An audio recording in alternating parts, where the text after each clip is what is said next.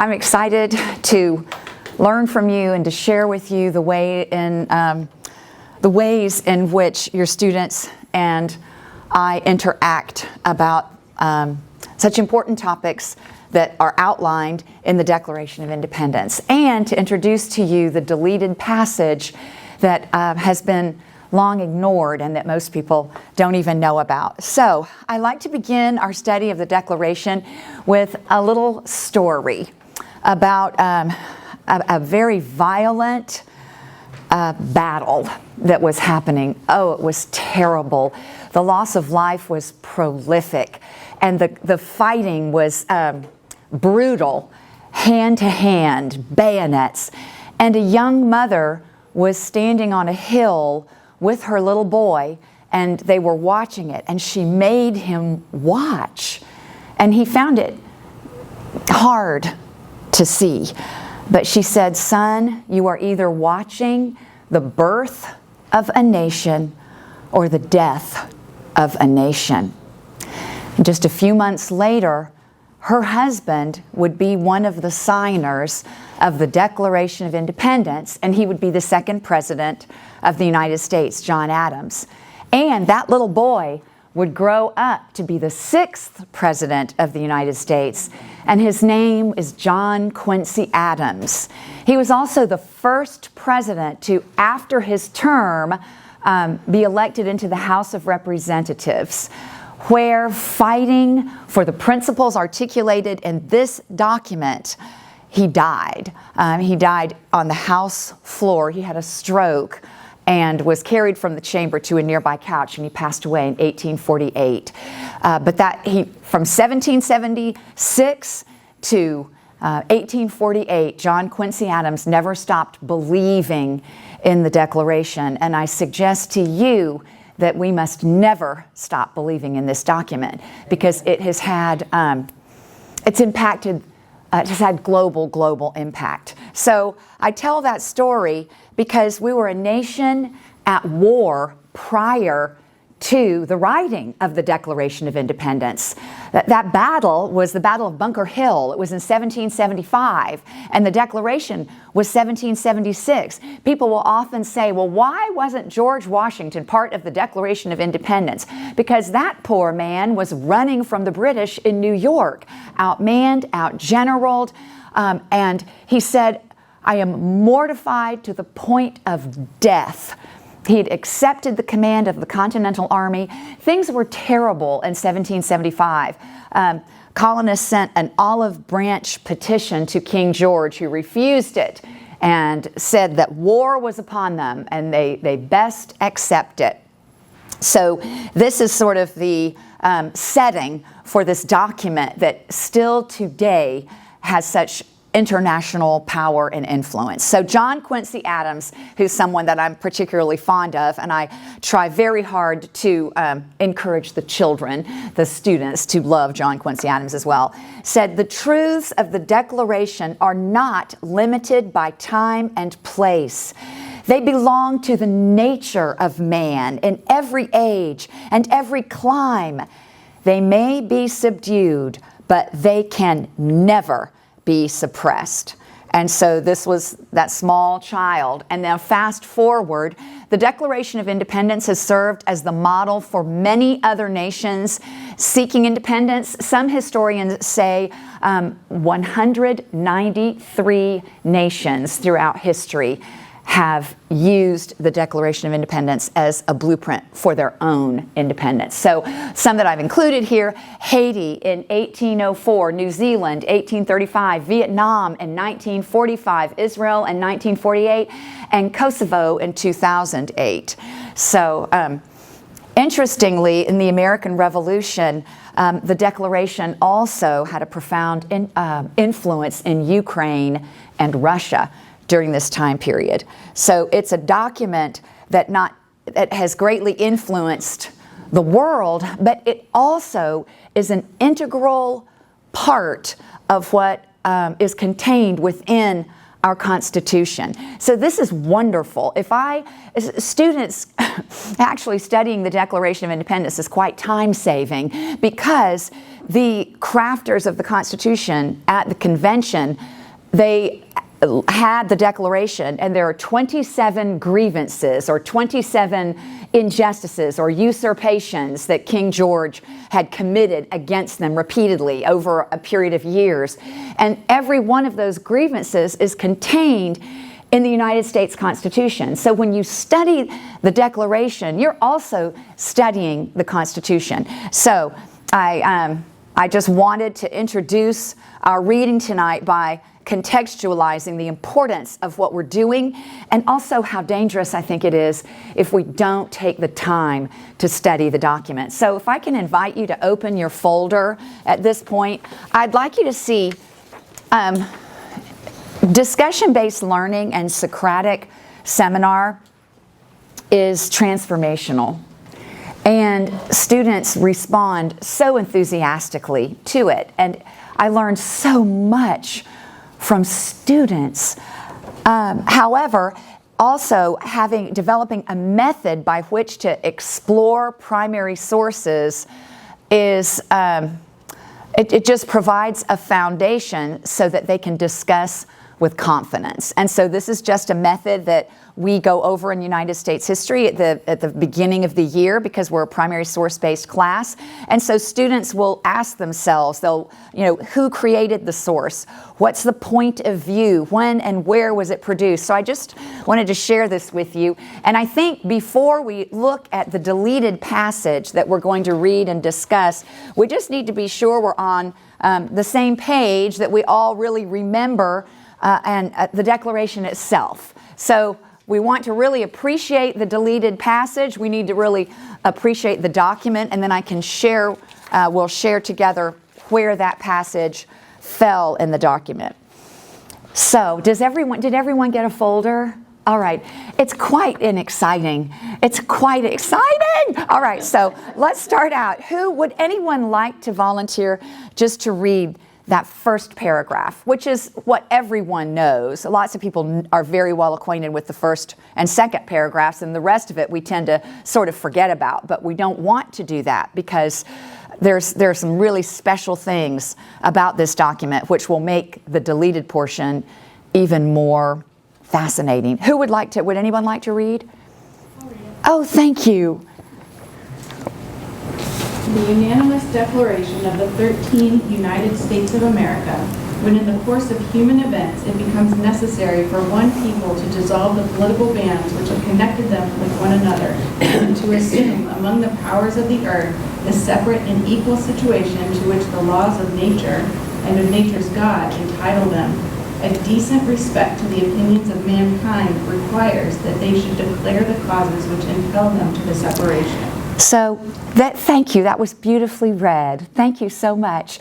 So this is not just a statement of independence. What else is this document? This document is announcing several things. It announces the birth of a nation ready to have diplomatic ties with all of Europe and all of the world. They're ready to assume among the powers of the earth. So remember, again, we are at war and we are losing and we are fighting in the new United States of America, the most powerful military and naval force pretty much in the world. And here we are with the little Continental Army who is not getting paid because the Articles of Confederation has no teeth in it and the poor soldiers are barefoot at Valley Forge. I don't mean to make light of it, but that's really what happened. However, before that, this document, not the Constitution, establishes the United States as a diplomatic and economic force to be reckoned with, taking its place among the powers of the earth. And what's so beautiful also, the separate and equal station to which the laws of nature and the laws of nature's God entitle them. And so we've got Enlightenment philosophy with the laws of nature, but we also have a really strong Christian philosophy, a Judeo-Christian philosophy that respects nature's God, the Creator, but a decent respect to the opinions of mankind. And often people will question the use of man or mankind. And if you read the King James Bible, mankind obviously means humanity. Man means humanity. And there's a great debate going on about what the founders actually intended. And I think the best place to start is simply reading what they wrote in the context and etymology of the time. And so mankind simply meant humanity. But a decent respect to the opinions of mankind, not Europe, but everywhere. The past is behind, but the future lies ahead. And that's what they're looking towards. So let's go to the second few sentences. Would someone take the next one for us? We hold these truths. Oh, great. We'll have you, and then I'll get you next. Thank you. All right, please. I'm not going to wrap it like in Hamilton. Oh, okay. I'll get you next. All right.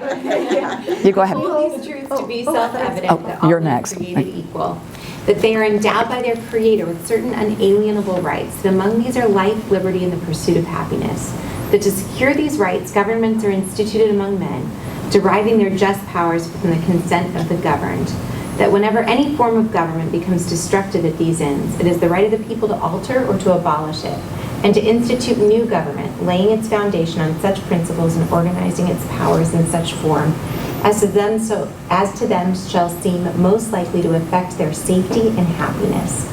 Prudence indeed will dictate that governments long established should not be changed for light and transient causes, and accordingly all experience hath shown that mankind are more disposed to suffer while evils are sufferable than to right themselves by abolishing the forms to which they are accustomed. Thank you. Well read. And I definitely will make sure, we have a great group of readers, so we'll want to share the wealth on that. Lovely. So the point here is that I want us to focus on is the idea that governments long established should not be changed for light or transient causes. So if I ask students, well, what are some of the causes that you remember from 8th grade history? What do you think they might say? What were they upset about? Why were they? Taxes. Sure. What else? Yeah. Well, no taxation without representation. Yes. But would you really go to war or have, about taxes? We're not there yet, right? But you're right. That's what students always say. And then that's why it's important to read the document so that we can see those 27 grievances, because we tend to have forgotten the real meat of the document for kind of pithy phrases. Taxation without representation is tyranny, but it was a violent, terrible situation in the colonies during this time, and it had reached the point of no return because they offered a petition to King George, which he refused. But for example, in the city of Boston, there was one soldier for every 2 citizens. Citizens were, the ports were closed. The shot that was heard round the world at Concord Bridge happens before the Declaration of Independence. Do we remember the British were coming to seize the guns? And so the patriots or the rebels or the radicals, however you prefer to identify them, had buried their guns in a man's farm at Concord. They needed the guns.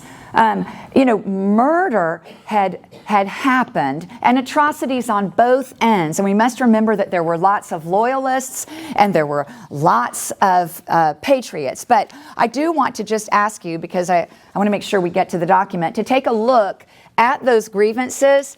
And then I have another handout for you to make it quick. I love to read every word because it's very poignant and important. But this is just a chart that will show you the grievance listed in the Declaration and where it's addressed in the Constitution. So, for example, the king imposed taxes without the consent of the colonists. So that's absolutely right. But the taxes caused hardship because there were so many of them, but it was also the fact that they were taking away established rights of being an Englishman. These were proud English citizens that were being deprived of their rights as Englishmen. So the U.S. Constitution, Article 1, provides that all taxes must be approved by the House of Representatives and the Senate. So just remember, Congress holds the purse strings. The king made the military superior to the civil government. In Article 2, the U.S. Constitution provides that the commander-in-chief is a civilian, the president. Would you read the next several for us? Thank you. Yes. But when a long train of... Oh, here we are. The king had, we're reading the chart sorry. now. Okay, Yep, no, this okay, is sorry. perfect. Okay, the king imposed taxes without the consent of the colonist. And then go to the next column. The king had kept large standing army. Yeah. Okay. The king made the military... No. Where? Oh, the third one down, third box. The king had kept a large standing army among the colonists. Yep. The king quartered his troops in colonist homes. The king refused colonists permission to petition for a redress of their grievances. The king made judges dependent on his will. And the king deprived some colonists of a trial by jury. Yeah. And so you can see in the Constitution, thank you, that was beautifully read. So Congress has the right, that's Article 1, to raise and support armies. It determines their size through its control of funds. The king quartered his troops in colonists' homes. The Third Amendment in the Bill of Rights prohibits this. What we need to realize, it seems harmless. It was not.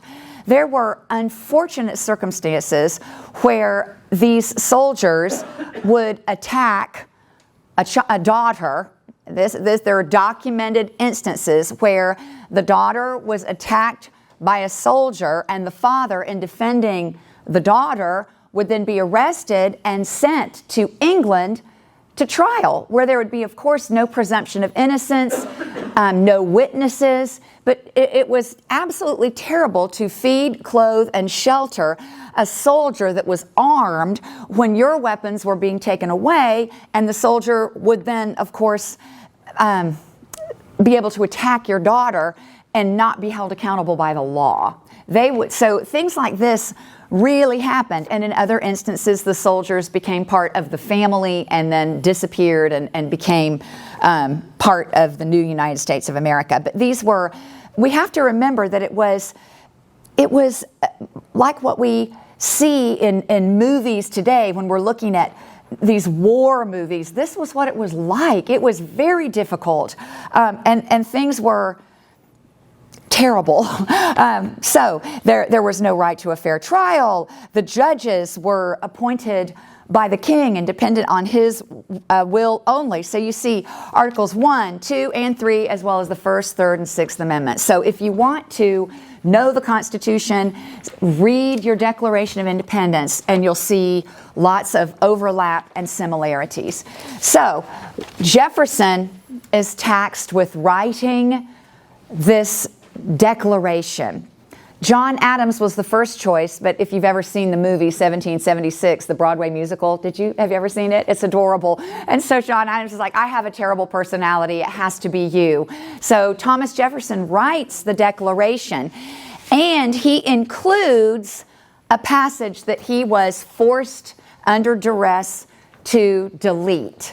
So what we have to remember is that those colonies that came together to formulate the Declaration of Independence considered themselves really, your loyalty was to your state. They were 13 separate states kind of coming together under a peace treaty called the Articles of Confederation. There was no constitution yet, hadn't been written.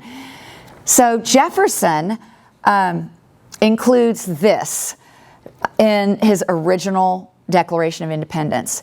He, King George, has waged cruel war against human nature itself, violating its most sacred rights of life and liberty in the persons of a distant people who never offended him, captivating and carrying them into slavery in another hemisphere or to incur miserable death in their transportation thither.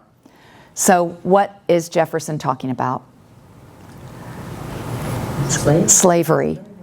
He's talking about slavery, and he's blaming King George. There were districts in the colony of Virginia that wanted to abolish slavery, and King George refused. Because while in Great Britain slavery had been abolished, it was a very lucrative trade in the colonies. So at any rate, so this is what he writes. I'll read the second part. This piratical warfare, the opprobrium of infidel powers, is the warfare of the Christian king of Great Britain. The capital letters are Jefferson's. Why do you think he capitalized Christian? Mocking him. Yeah. Should know better. Because he should know better. So would you, I'm so sorry, please forgive me, I want you to read, if you don't mind, would you read determined to keep open for us, that next long sentence? Oh, in this document, sorry. Yeah. Determined to keep open a market where men should be bought and sold, he has prostituted his negative for suppressing every legislative attempt to prohibit or restrain this execrable commerce. Thank you. Now this one is hard because he's using foul language. So the kids and I will discuss, why does he use prostituted? Jefferson is being vehement on purpose. So he is comparing King George to a prostitute. He sold out his no. That they asked to abolish the international slave trade in Virginia, and he said no. He sold it because that trade was making money. And for suppressing every legislative attempt to prohibit or restrain this execrable commerce. He's using foul, strong language very deliberately. And what's important to note at this time period, women and freed or enslaved persons had the right to vote in New Jersey, New York, Pennsylvania. So some of the, although I'm not saying that Thomas Jefferson was an angel. At the time he wrote this, he enslaved 180 human beings. But the goal and his dream was to abolish it by law. And so, at any rate, that's what was happening here. And that this assemblage of horrors might want no fact of distinguished die, he is now exciting those very people to rise in arms among us and to purchase that liberty of which he has deprived them by murdering the people on whom he has obtruded them. So basically, the king was refusing emancipation of enslaved persons in the colonies. Slavery would continue in the colonies. However, when Great Britain attacked the colonies, refused the olive branch petition, and the war began, King George was offering enslaved persons freedom if they would join the Loyalist cause. And many did, thousands did, but more than 5,000 also joined the patriot or radical or rebel cause. And so enslaved persons were in a very unfortunate position in the middle of all of this. And so King George was bribing them with the very freedom which he would not let the colonies give to them, thus paying off former crimes committed against the liberties of one people, which he urges them to commit against the lives of another. This passage enraged the colonies of Georgia and South Carolina, who refused to sign the document unless this passage was deleted. Jefferson did not want to delete it. He was irate. Ben Franklin, who was one of the older people in the Continental Congress, spoke to him and said, if this is deleted, we may create a nation where slavery is illegal and abolished forever. But if this is not deleted, we'll all hang, which of course would have happened. And there would be no chance of making it illegal because it was legal in the colonies. So at this point, I'll ask the students what they think. And at this point, I'd love to know what you think. Okay, can you put it like not in plain English because it's Yeah. English, but what were South Carolina and Georgia opposing right here? South Carolina and Georgia said, we are dependent upon slave labor, and if you abolish slavery, we will not be part of the new United States. We will go re-ally ourselves with Great Britain. And just think about that. They can come right in through our ports and go inland, and that will be the end of the United States. So this whole page they were opposing.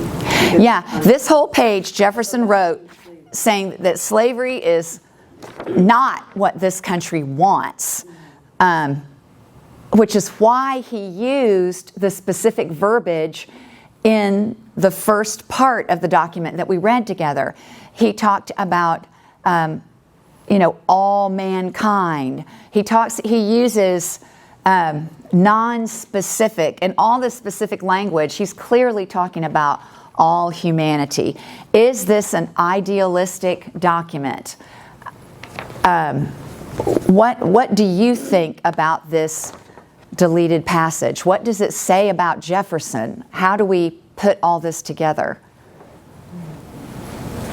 What I thought of was how so many people fight for things that are benefits to them, but they still know that they're morally wrong.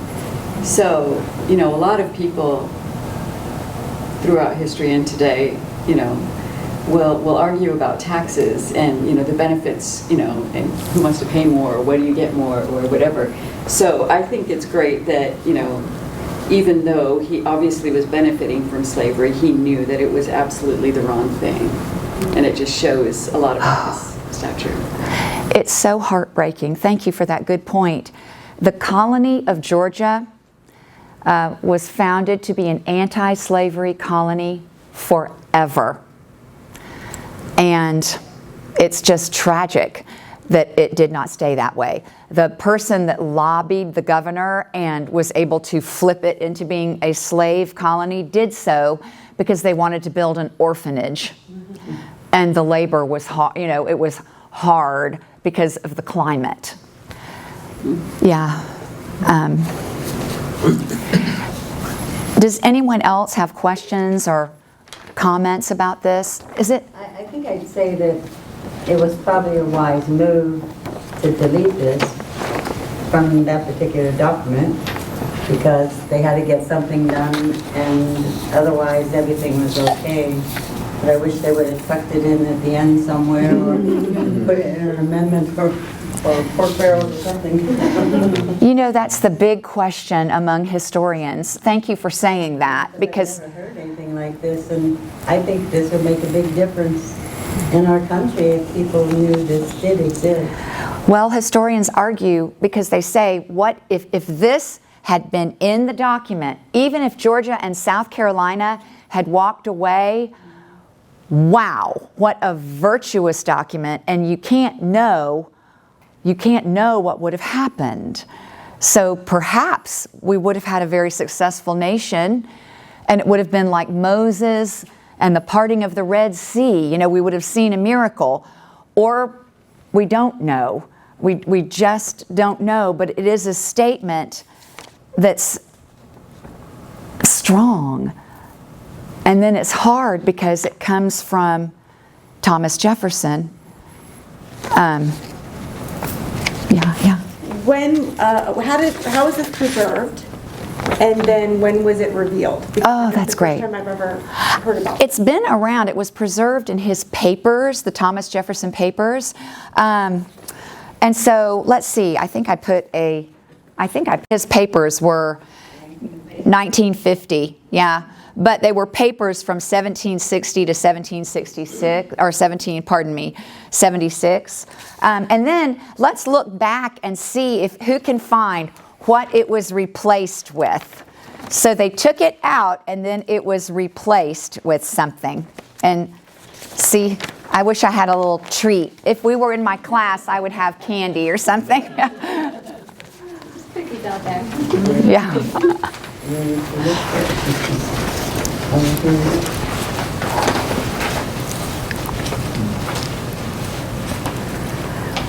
I'll give you a hint. Last page. Look at the last page where the signatures start.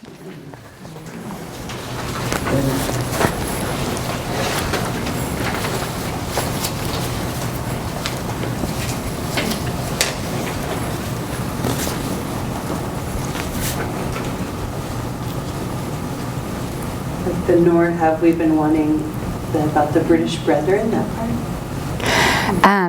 You're close. He has excited domestic. Yes, it's that. He has excited domestic insurrections among us. And then he changes the subject, but this is also not widely known. He has endeavored to bring on the inhabitants of our frontiers, the merciless Indian savages whose known rule of warfare is an undistinguished destruction of all ages, sexes, and conditions. So basically, King George was bribing. There were certain Native American tribes that were in alliance with the colonists, and there were certain Native American tribes that were in alliance with the British because they thought they would have. They were gambling on what would afford them the best chance in maintaining their residence in the land, and so they were being paid for scalps. There's a wonderful painting about a girl named Jane McCrae. Has anyone heard of Jane McCrae? Ooh, it's quite sad, but it was during the American Revolution. She lived in the outskirts of Vermont and was going to marry a young man that was in the Continental Army, and they were waiting, and the chaplain was there to do the ceremony, and she had long, beautiful blonde hair. And they sent 2 of their Native American scouts to go and get her and bring her back so that they could get married. And sadly, the 2 scouts got into a really violent argument. And the bottom line was, well, it doesn't matter because a scalp is a scalp and they're not going to know whose side it's on. And they actually scalped this young woman and killed her. And when they came riding back into this military encampment, the young man was standing there with the chaplain, and it was this really happy atmosphere.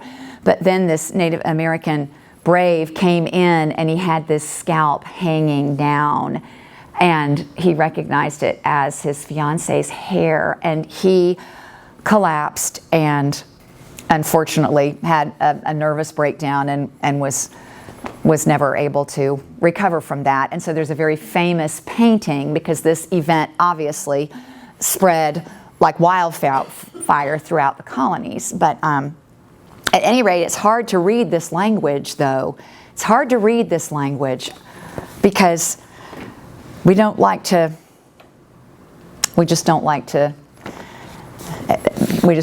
it's just obviously tough to read.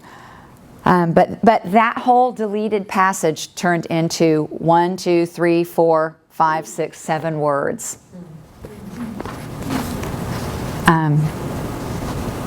And then I want to certainly make time for questions, but can I tell you a little bit more just because I'm excited? Yeah. So if you look at the signers, it's important to note that there was great diversity economically, educationally, religiously. Samuel Adams was so poor that his friends had to take up a collection to provide for his transportation and clothing so he could attend the convention.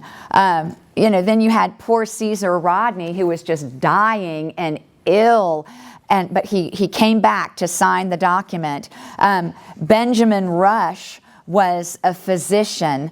Richard Henry Lee was a proud patriot, but he would turn into an anti-federalist that really was against the Constitution and wouldn't sign it. The same thing with Elbridge Gerry. He was so angry he would not sign the Constitution, and yet he was in the first Supreme Court. So the people that signed the Declaration were not in this unified agreement, and the people at the Constitutional Convention weren't either. But the one thing they did agree upon, as I circle back, is what John Adams said. So it was his wife Abigail that was holding John Quincy's hand.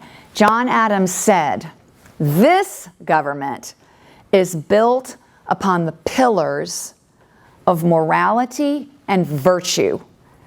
And if those pillars fall, this government will not survive." So it's hard to read language. It's hard to think about truths. But this document has inspired freedom and independence and human rights since 1776. And I'm glad that we now have the deleted passage more widely available to discuss, disagree over, and think about.